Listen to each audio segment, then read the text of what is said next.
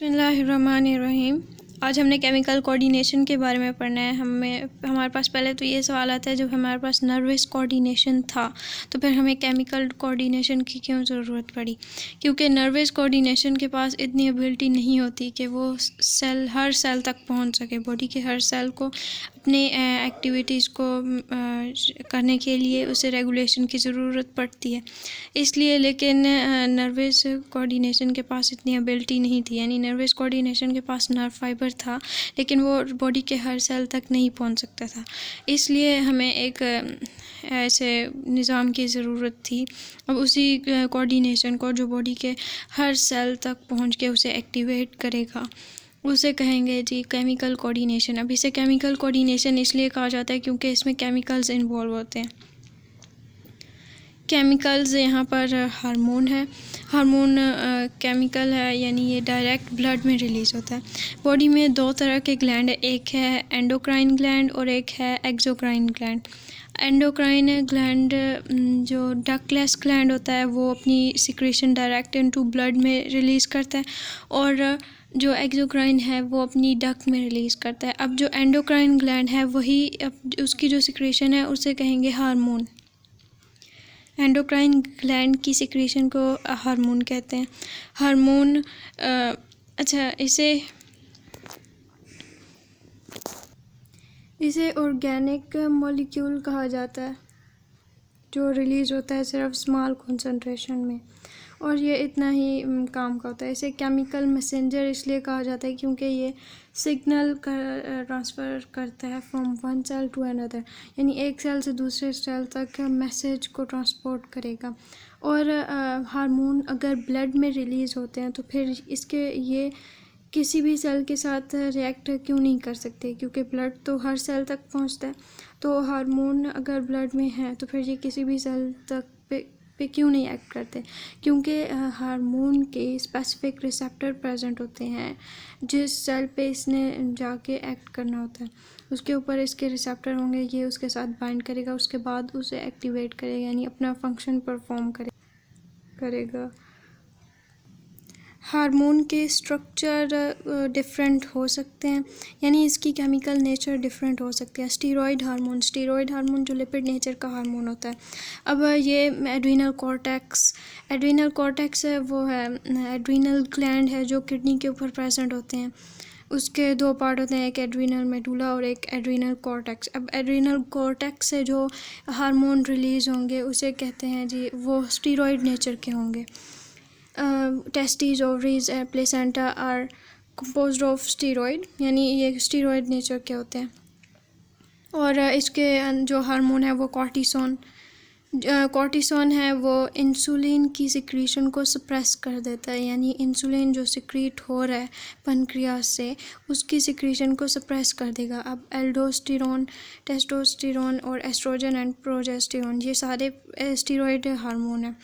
अब proteinaceous hormone, यानी protein nature के हार्मोन है, ये रिलीज़ होते हैं एंटीरियर पिट्यूटरी ग्लैंड से, और ये पैनक्रियास से रिलीज़ होते हैं। अब कैटेकोलामाइन, ये एड्रीनल मेडुला, मैंने अभी आपको बताया एड्रीनल ग्लैंड के दो पार्ट हैं। अब एड्रीनल कॉर्टेक्स वो स्टीरॉयड नेचर के हार्मोन रिलीज़ करता है, और जो एड्रीनल मेडुला है वो कैटेकोलामाइन नेचर के हार्मोन रिलीज़ करते हैं। अब अमीनो एसिड डेरिवेटिव, अब इसे अलग अलग क्यों लिखा है कि अमीनो एसिड प्रोटीनियस, ये अमीनो एसिड से मिलकर ही प्रोटीन बनती है। ये है कि जैसे पेप्टाइड बॉन्ड बना के आगे प्रोटीन पूरा बनाते हैं, यानी अमीनो एसिड कंबाइन करेंगे तो फिर पेप्टाइड बॉन्ड बनेगा, तो फिर आगे जाके प्रोटीन बनेगा पूरा। इसके ये छोटे छोटे पार्ट्स समझ सकते हैं, यानी पहले जो अमीनो नेचर के होंगे, यानी उसमें अमीनो एसिड ही सिर्फ इन्वॉल्व होंगे, उसे कहेंगे अमीनो एसिड डेरिवेटिव, यानी थायरोक्सिन हार्मोन जो थायराइड ग्लैंड से रिलीज़ होते हैं। और पेप्टाइड नेचर के वो कैल्सिटोनिन, पैराथार्मोन, एड्रीनोकॉर्टिकोट्रोफिक हार्मोन, वैसोप्रेसिन और ऑक्सीटोसिन, ये सारे पेप्टाइड हार्मोन हैं। हार्मोन का केमिकल नेचर तो डिफरेंट है। अब इसका जो काम करने का अंदाज़ है वो भी डिफरेंट है। यानी जो प्रोटीन हार्मोन होते हैं, अब इधर प्रोटीन हार्मोन में अमीनो एसिड डेरिवेटिव भी आ रहे हैं और प्रोटीनियस हार्मोन और पेप्टाइड हार्मोन भी आ रहे हैं, क्योंकि ये सारे प्रोटीन ही हैं, प्रोटीन नेचर के ही हैं। अब प्रोटीन हार्मोन है ये उसमें नहीं जा सकता, यानी सेल मेम्ब्रेन के अंदर दाखिल नहीं हो सकता हुआ है, क्योंकि cell membrane lipid bilayer से बनी है। लिपिड बाई लेयर ये जो प्रोटीन नेचर के हार्मोन है ये वाटर सोल्यूबल होते हैं, यानी ये लिपिड में के अंदर जा ही नहीं सकते, लिपिड बाई लेयर के अंदर। इसलिए इसके जो रिसेप्टर हैं इसी वजह से ये सेल के बाहर ही प्रेजेंट होते हैं, यानी ये प्लाज्मा मेम्ब्रेन के बाहर इसके रिसेप्टर प्रेजेंट होंगे। ये वाला हार्मोन उसके साथ जाके एक्ट करेगा और आगे मैसेज ट्रांसफ़र करेगा सेकंड मैसेंजर के पास। ये हार्मोन फर्स्ट मैसेंजर के तौर पे एक्ट करेगा और जो दूसरा जिसके पास ये मैसेज भेज रहा है वो सेकंड मैसेंजर के तौर पे एक्ट करेगा। अब सेकंड मैसेंजर होता है साइक्लिक AMP, और जो सेकंड मैसेंजर है वो आगे जाके या तो साइटोप्लाज्म से गुज़रता हुआ, या अगर उसने जीन पे एक्ट करना है यानी वो न्यूक्लियस में एंटर होगा और जीन की उस साइड पे एक्ट कर देगा ताकि उसे एक्टिवेट कर सके कि वो एंजाइम यानी जो उसने अपना वर्क परफॉर्म करना है वो कर सके आसानी से, यानी उसकी चेंजेस कर देता है जीन को। स्टीरॉयड नेचर के हार्मोन यानी ये लिपिड नेचर के होते हैं, यानी ये लिपिड में ही डिसॉल्व हो जाते हैं, इसलिए ये प्लाज्मा मेम्ब्रेन के से पास आउट हो सकते हैं। अब इसके जो रिसेप्टर हैं ये प्रेजेंट होते हैं साइटोप्लाज्म में या फिर न्यूक्लियस में।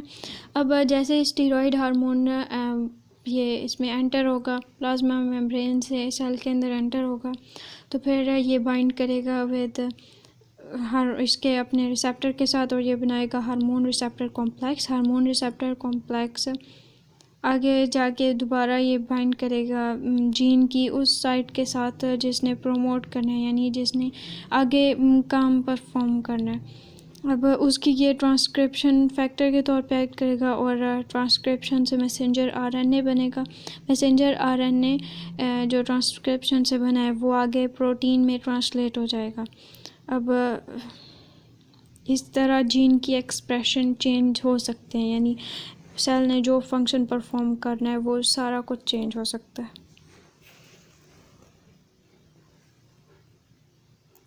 अब ये आप देख सकते हैं कि स्टीरॉयड हार्मोन एंटर हुआ साइटोप्लाज्म के अंदर और ये इसने बनाया हार्मोन रिसेप्टर कॉम्प्लेक्स। ये फर्दर न्यूक्लियस में एंटर हुआ और इस कॉम्प्लेक्स ने जीन की उस साइट के साथ एक्ट किया जिसने आगे चेंजेस करनी थी, यानी ट्रांसक्रिप्शन कराई मैसेंजर RNA को। आगे मैसेंजर RNA ट्रांसलेट होगा और प्रोटीन की सिंथेसिस करेगा ताकि वो जो सेल को एक्टिवेशन की ज़रूरत थी वो तो इसे मिल गई, आगे ये फंक्शन अपना परफॉर्म करेगा।